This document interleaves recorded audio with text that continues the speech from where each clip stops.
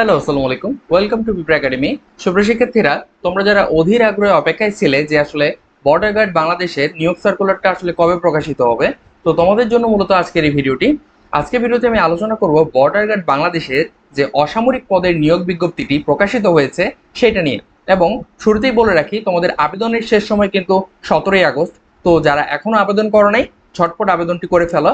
আমি জানি ভিডিওটা আপলোড করতে একটু দেরি হয়ে যাচ্ছে, কিন্তু তারপর আমি চেষ্টা করছি যে তোমাদের যেগুলো আপডেট আসতেছে সেগুলো সরাসরি দিয়ে দেওয়ার। আরেকটা গুরুত্বপূর্ণ বিষয়, এখানে কিন্তু তোমরা যারা জিএসসি পাস আছো student, GSC pass, SSC pass, এই দুইটা পাস থাকলেও কিন্তু তুমি অসামরিক পদে বর্ডার গার্ড বাংলাদেশে জয়েন করতে পারবে।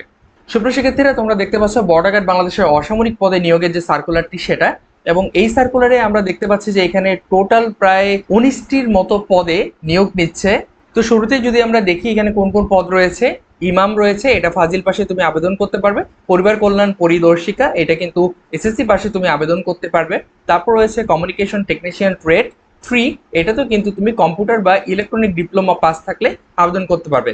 অফিস সহকারী, এটা এইচএসসি পাস হলে তুমি এখানে আবেদন করতে পারবে। ড্রাফটসম্যান, এটাতেও কিন্তু তুমি এসএসসি পাস থাকলে আবেদন করতে পারবে। যানবাহন চালক এসএসসি পাস হলেই হবে। কার্পেন্টার জিএসসি পাস হলে হবে। তারপর কমিউনিকেশন টেকনিশিয়ান গ্রেড 4, এটাতে কিন্তু এইচএসসি পাস লাগবে। তারপর আমরা দেখতে পাচ্ছি সহকারী ওবিএম ড্রাইভার, এটাতেও কিন্তু এসএসসি পাস হলে আবেদন করা যাবে। তারপর আমরা দেখতে পাচ্ছি যে ইলেকট্রিশিয়ানে এসএসসি পাস হলে আবেদন করা যাবে। বুট মেকার এবং লস্কর, দুইটাতেই জিএসসি পাস থাকলে আবেদন করা যাবে। তারপর রয়েছে ওয়ার্ড বয় অফিস সহায়ক, এই দুইটাতেও কিন্তু জিএসসি পাস হলে আবেদন করা যাবে।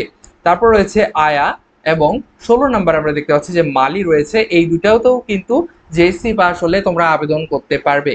এবং লাস্ট যে তিনটা আমরা দেখতে পাচ্ছি, ম্যাস ওয়েটার, বাবুর্চি এবং পরিচ্ছন্নতা কর্মী, এই প্রত্যেকটাই কিন্তু জেএসসি পাস হলেই এখানে আবেদন করা যাবে।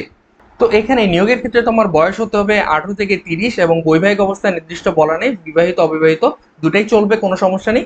এবং রেজিস্ট্রেশনের যে বিষয়টা এখানে বলা রয়েছে, 4 আগস্ট থেকে শুরু এবং 17 আগস্ট পর্যন্ত আবেদনের শেষ সময়। তো তুমি আবেদনটা করতে পারবে কিভাবে, http://joinborderguard.bgb.gov.bd এই ওয়েবসাইটে গেলেই কিন্তু তুমি আবেদনটা করতে পারবে।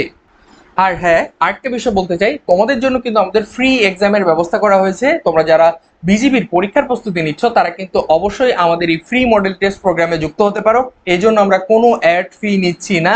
সম্পূর্ণ 3 মাস তুমি এখান থেকে প্রিপারেশন নিয়ে তুমি যে কোনো চাকরি পরীক্ষায় অংশগ্রহণ করতে পারবে। তাহলে আর দেরি কেন, এখনই যোগাযোগ করো আমাদের সাথে। তোমরা স্ক্রিনে দেখতে পাচ্ছ আমাদের নাম্বারটি দেওয়া আছে, এই নাম্বারে তোমরা চাইলে হোয়াটসঅ্যাপ অথবা কল অথবা ইমো বা টেলিগ্রাম যে কোনোভাবে তোমরা আমাদের সাথে যুক্ত হতে পারবে। সার্কুলারের আবেদন পদ্ধতি হচ্ছে যে আসলে যোগ্যতার বিষয়ে প্রথম ধাপ, দ্বিতীয় হচ্ছে রেজিস্ট্রেশন, তৃতীয় হচ্ছে আবেদন ফি জমা। এখানে বেতন গ্রেড অনুযায়ী মূলত আবেদন ফিটা ধরা হয়। তো দেখতে পাচ্ছ এখানে আবেদন ফি পাবো সর্বনিম্ন 100 এবং সর্বোচ্চ 200 টাকা পেমেন্ট করতে হবে। তারপর শিক্ষাগত যোগ্যতা যাচাই, এবং পঞ্চম ধাপ রয়েছে ব্যক্তিগত তথ্য প্রদান এবং ছবি আপলোড, এবং ষষ্ঠ হচ্ছে অ্যাডমিট কার্ড এবং প্রবেশপত্র ডাউনলোড। এটা কিন্তু শেষের দিকে, অর্থাৎ তোমার পরীক্ষার 10-15 দিন আগে তোমাকে পাঠিয়ে দেওয়া হবে, তারপর তুমি এটা ডাউনলোড করতে পারবে।